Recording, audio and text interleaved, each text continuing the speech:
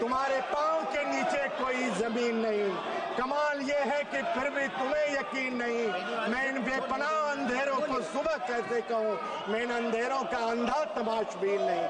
वादा किया गया था उजालों का क्या हुआ, जन्नत के उन हसीन हवालों का क्या हुआ।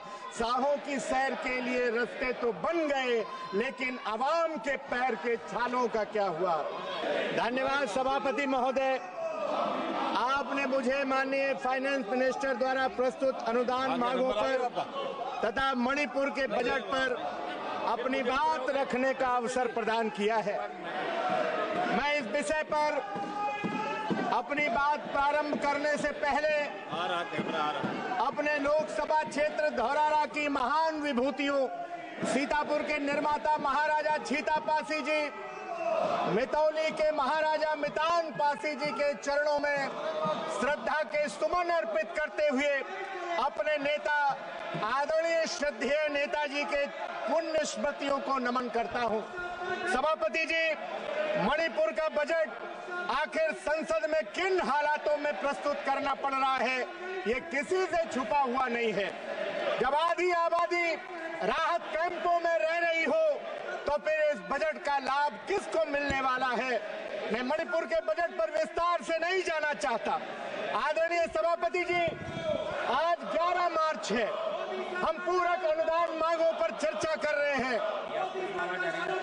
माइक ऑन रखिए। हम पूरक अनुदान मांगों पर जब चर्चा कर रहे हैं, अभी होली भी है, ईद की भी छुट्टी होनी है, शनिवार रविवार भी होना है। 31 मार्च में कितने दिन बचे हैं माननीय सभापति जी?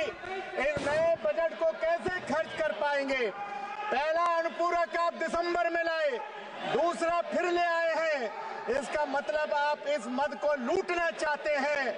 इसका मतलब ये बजट आपका चुनावी चंदा बन जाएगा।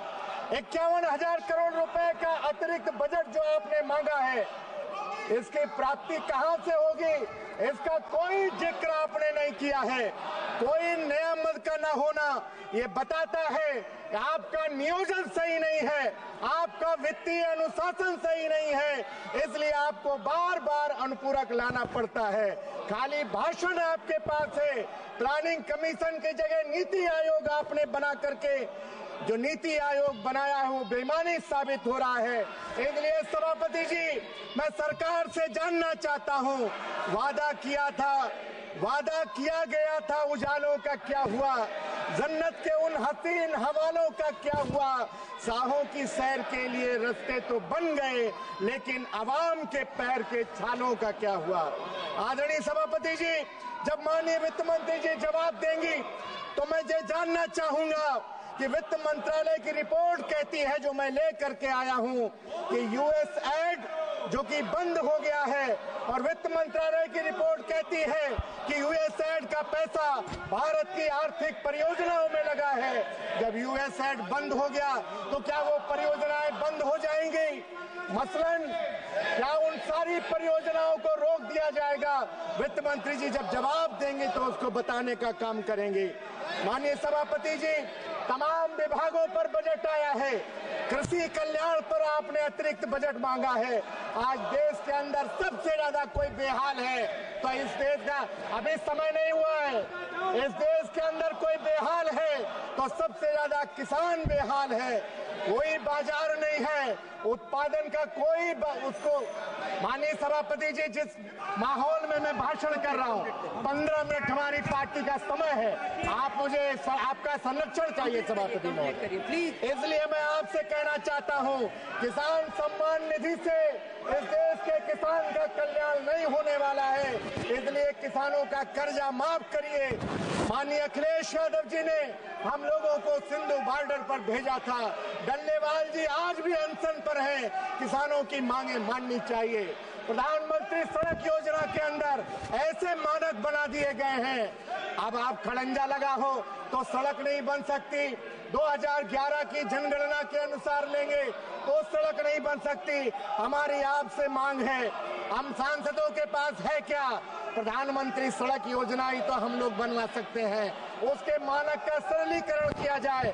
माननीय सभापति जी, हम लोग दिल्ली की चमक दमक देखने नहीं आए हैं, हम अपने क्षेत्र के लाखों जनता की उम्मीदें लेकर के दिल्ली आए हैं। इसलिए आपसे कहना चाहते हैं सभापति जी, सत्ता पक्ष के नेता कहते हैं कि 2014 के बाद तमाम परिवर्तन हो गया है, लेकिन 2014 के बाद अगर कोई परिवर्तन नहीं हुआ है तो सांसद निधि जो 2014 में थी वही आज भी है।